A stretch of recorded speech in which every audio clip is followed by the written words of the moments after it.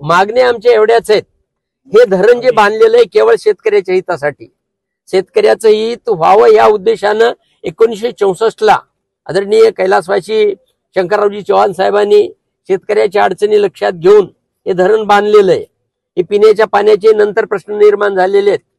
त्यावेळेस पाण्याची साठवण क्षमता किती होती आणि आज किती आहे, आणि तुम्ही किती पाणी इथून उपसा करणार आहेत आणि शेतकऱ्याला काय मिळणार आहे, याच्यासाठी तुम्ही या धरणामधला पूर्णच्या पूर्ण गाळ काढा शासनानं, आणि गाळ काढून मग तुम्ही काय एखादी योजना राबवायची असेल राबवा।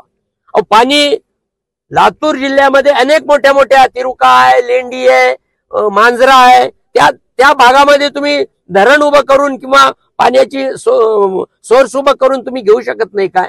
तुमचा हट्ट ह्या धरणासाठीच का? कशासाठी? राजकीय सूड आहे काय?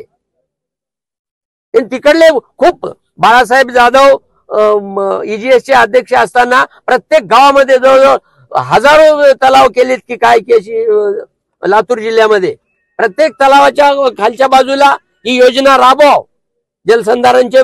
तुम्हाला सगळ्याला भूमी सर्वेक्षण जे आहे ते लोक आपल्याला देतील परवानगी, परंतु हे हट्ट कशासाठी? आज आमचा शेतकरी या परिसरामधला माळ रानाचा सगळा, याला दुसरा काहीच उत्पन्नाचं साधन नाही, केवळ हे पाणी आहे, याच्यावरच ते निसर्गावर आम्ही काहीच करू शकत नाही। त्याच्यासाठी हे धरणातलं पाणी हे शेतकऱ्याला मिळणं गरजेचं आहे, आणि त्याच्यासाठी आमची एकच मागणी आहे शेतकऱ्यांची की हे धरणातला गाळ काढा, आणि गाळ काढून पाण्याची क्षमता वाढली त्याच्यानंतर मग तुम्ही योजना जे काय त्या चालू कराव्यात, एवढी अशी आमची मागणी आहे।